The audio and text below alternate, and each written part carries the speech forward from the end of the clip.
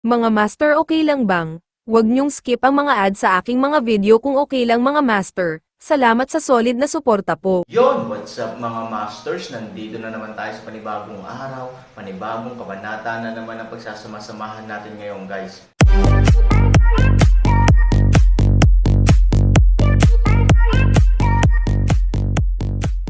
Bali mga masters, kung bago ka pa lang po sa aking YouTube channel, please click the subscribe button, lalong-lalo na po yung notification bell guys, para maging connected pa rin tayo sa isa't isa at maging updated kayo sa mga susunod ko pang video. Bali mga masters, bago natin umpisahan ng kwento ay mag-shoutout po muna tayo para sa mga solid nating tagapakinig. Shoutout kay Marcos Evangelista at shoutout kay Filiones Nelson. Yun na nga mga masters, no? Bali hindi na ito patagalin. In 3, 2, 1, let's go! Sa lohikal na pagsasalita, si Aaron ay isang bagong dating at hindi nang ahas na sabihin na siya ay may malalim na alitan sa dugo sa lalaking ito, ngunit sa lalaking aso at ang lalaking oso na pinatay mag-isa, hindi bababa sa ang puot ay ganap na naruroon. Ang dalawang grupo ay dapat magkaroon ng parehong potensyal, ngunit ngayon ang maltong ito ay gumagalang. Sa katunayan, hindi ito maintindihan ng Aaron.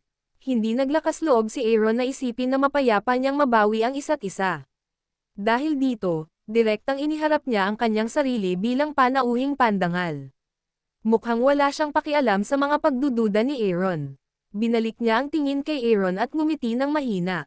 Ang sinabi niya ay ang kanyang kakaibang boses ng lalaki, bilang isang natatanging panauhin, hindi ako nang ahas na sabihin ang 10,000, ngunit hindi bababa sa maaari akong tumakbo sa paligid ng lungsod at walang sino man ang manggahas na huminto. Kung ang isang tao ay walang galang sa iyo, ito ay walang galang sa iyong sarili. Sinabi niya na si Han Sanchen ay hindi sumagot sa oras, at ipahinga ang kanyang pagbabantay. Yung tinatawag na nothing to be courteous, either rape or theft. Ang taong ito ay dapat magkaroon ng kanyang premeditation. Xiaoyu, pwede ka bang uminom kapag libre mo? Ngumisi siya. Nang marinig ito, tumingin siya kay Han 3,000 at muling nag-isip.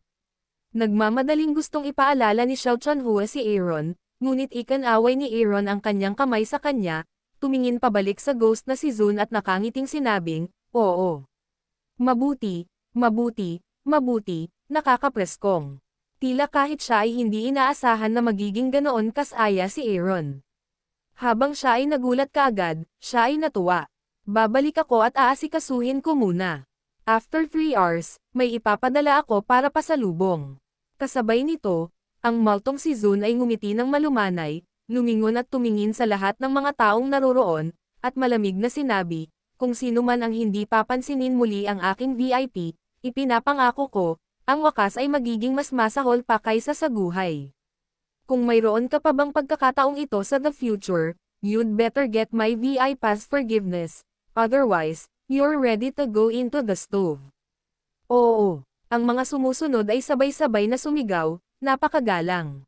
Gayunpaman, nang ang mga taong ito ay sumigaw at itinaas ang kanilang mga mata, walang estatwa ng multo sa harap nila, ngunit mayroon lamang isang Aaron na nakatayo doon na bahagyang nakasimangot. Damzun umalis na. Sumunod, nagkautaw ulit ang barkada.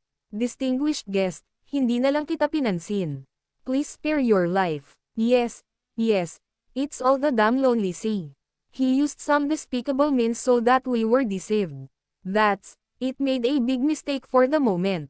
Yes, it's all the damn lonely sea. Hagupitan natin ang katawan niya mamaya. Isang grupo ng mga tao ang nakiusap kay Aaron at pinagalitan si Guhay. Ito ay masigla sa isang panahon, ngunit isang bagay ang tiyak na kahit anong paraan ang kanilang ginamit, mayroon lamang isang tunay na layunin. Iyon ay upang hayaang mawala man lang ang depresyon sa puso ni Aaron. Sige, bumangon ka na, mahinahong sabi ni Aaron. Sa katunayan, lahat sila ay mga inosenteng nilalang. Sa simula, hindi interesado ang Aaron na saktan sila. Kung hindi, direktang nag-alok siya ng maliit na itim na patpat sa oras na iyon. Bakit kailangan mong lumaban? Nang marinig ang mga salita ni Aaron, isang malaking grupo ng mga taong nakaluhod sa lupa ang biglang bumantong hininga, at unti-unting lumitaw ang isang mahinang ngiti sa kanilang nag-aalalang mga mukha. Pinapatawad na tayo ng kagalang-galang na panauhin. Ibig sabihin, hindi na natin kailangang mamatay, huwag na tayong bumaba sa kalan. Haha, haha, ang galing, malakas ang VIP at atmospheric ang VIP. Ang isang grupo ng mga tao ay lalong masaya, at kahit na maraming mga tao ang sumasayaw. Nakikita ko kung bakit ang ating kagandahan na si Xiao Chuanhua ay may crush sa ganoong lalaki. Ako ito, at gusto ko. Hindi totoo yan. Hindi lang gwapo ang VIP, malakas din. Ang importante, kahit ang aswang natin na si Zun ay tinatrato siya bilang panauhing pandangal. Si Ghost Zun ang Supreme Master natin. Alam natin kung paano siya. Bihira lang, gawin mo siyang VIP. That's the point. Mahirap para sa mga tao na hindi mapatay ng Multo Zone, at ang maaaring gamutin ng Multo Zone ay mabibilang sa isang kamay. Isinilang na magkasama ang isang lalaking may talento at isang babaeng maganda. Muntik na tayong day ng malungkot na dagat. Nang makita ang mga tao sa oras na ito, hindi lamang nila pinatahimik ang kanilang galit, ngunit pinuri din si Yushia sa Aaron. Sa wakas ay nagpakita ng ngiti si Xiao Chuanhua sa kanyang magandang mukha. Sa oras na ito, nang makita si Aaron na tumalikod at lumakad patungo sa kanya, si Xiao Chuanhua ay hindi namamalayang ngumiti, ngunit biglang may naisip, at ang kanyang mga kilay ay naging napakahigpit. Aaron, Mr. Aaron, bagaman, nagmamadaling magsalita si Xiao Chuanhua. Tumango si Aaron. Natural, alam niya kung ano ang sasabihin ni Xiao Chuanhua.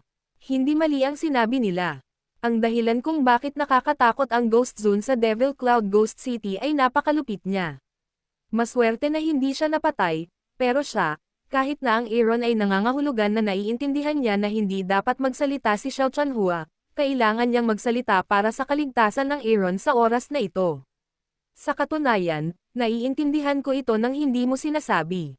Tumango si Aaron, kahit hindi siya kaaway, hindi siya magiging kaibigan. Dahil alam mo lahat ito, nangako ka pa rin sa kanya na pupunta siya. Natatakot ako na ito ay isang piging sa Hongmen.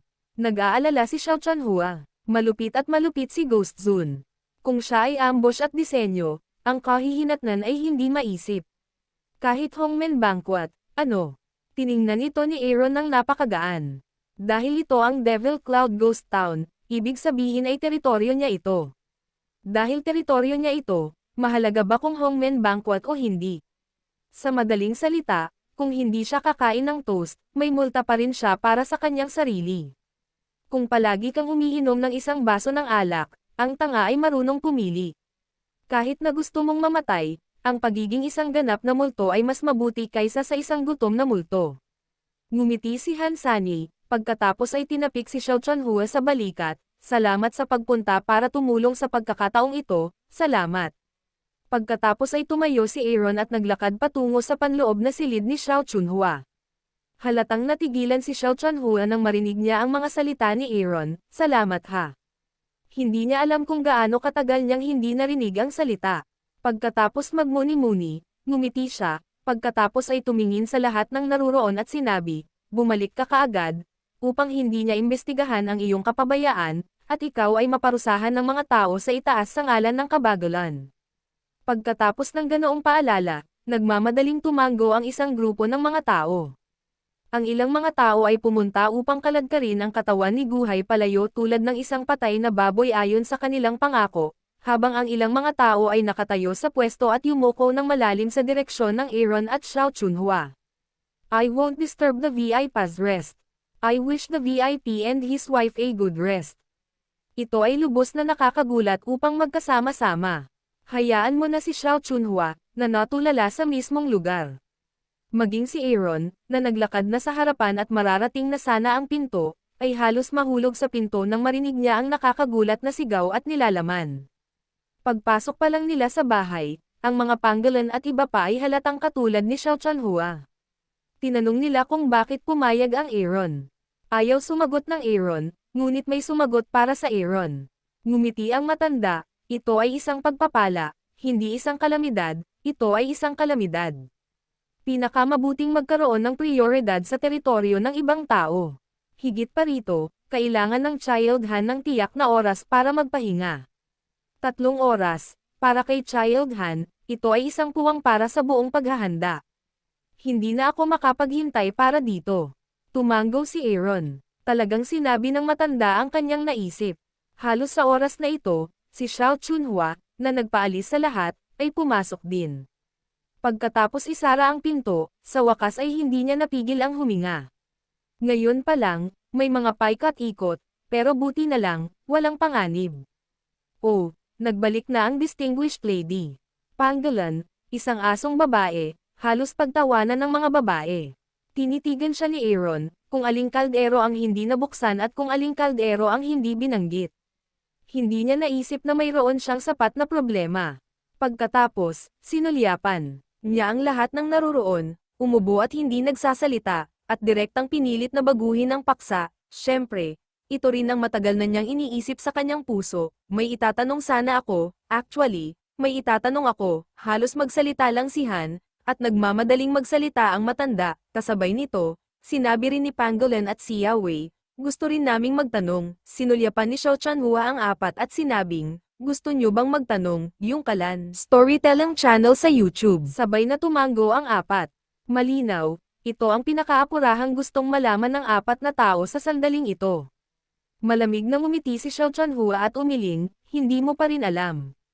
Sa madaling salita, hindi lang nito napigilan ang kuryosidad ng apat na tao, kundi parang nag-aapoy na pulbure sa harapan nila, na umakit sa kanila.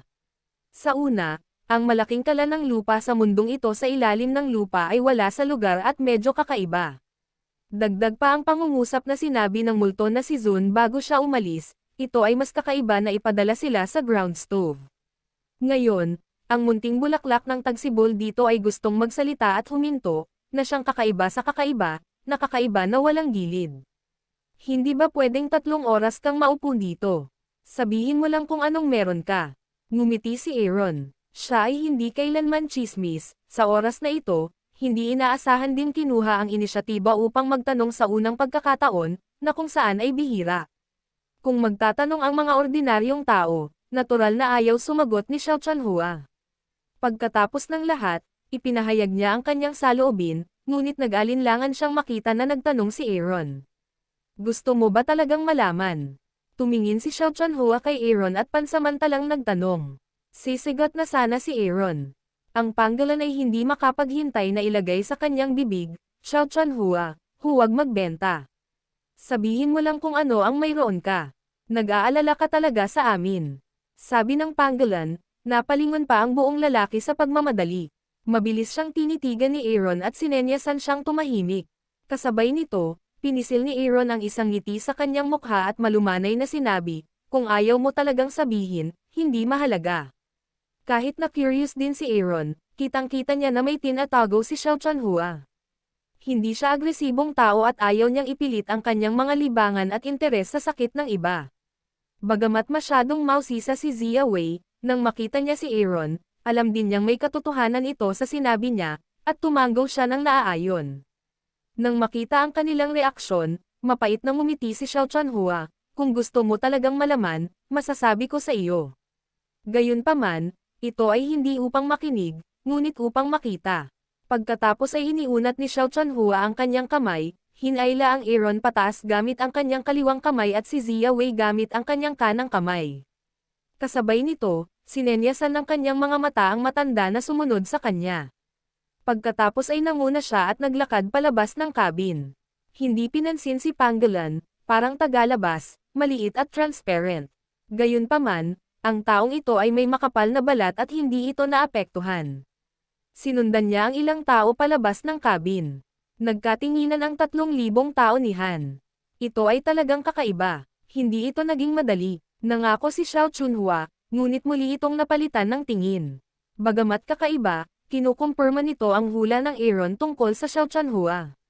Siguro mahirap talaga magsalita. Pagdating niya sa pinto, ngumiti si Xiao Chunhua. Pagkatapos ay bumantong hininga, tumingin sa apat na tao at sinabing, dapat maging handa ka bago tumingin muli.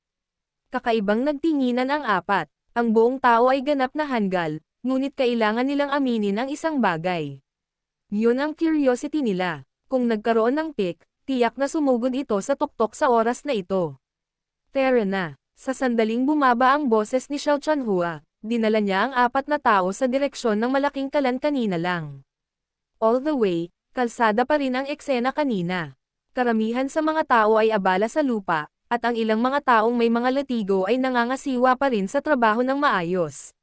Sabik na sabik ako sa pagdating ko ngayon lang. Hindi ko ito maobserbahan ng mabuti.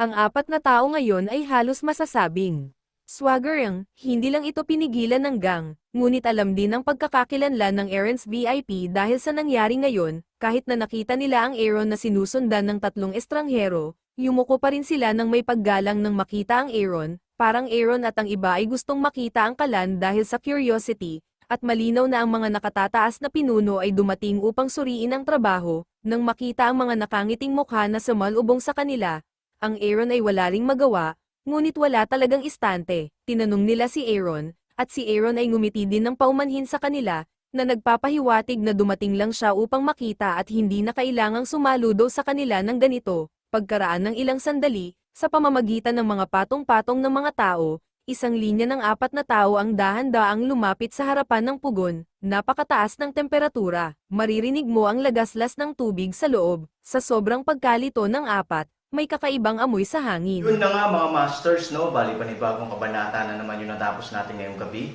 Muli, maraming salamat po talaga sa walang sawang suporta po sa aking YouTube channel na talagang inaabangan nyo po ang bawat upload ko po. Bali mga masters, magkita-kita ulit po tayo bukas ng gabi at ngayon po ay magpapaalam po muna tayo. Bali mga masters, bye-bye!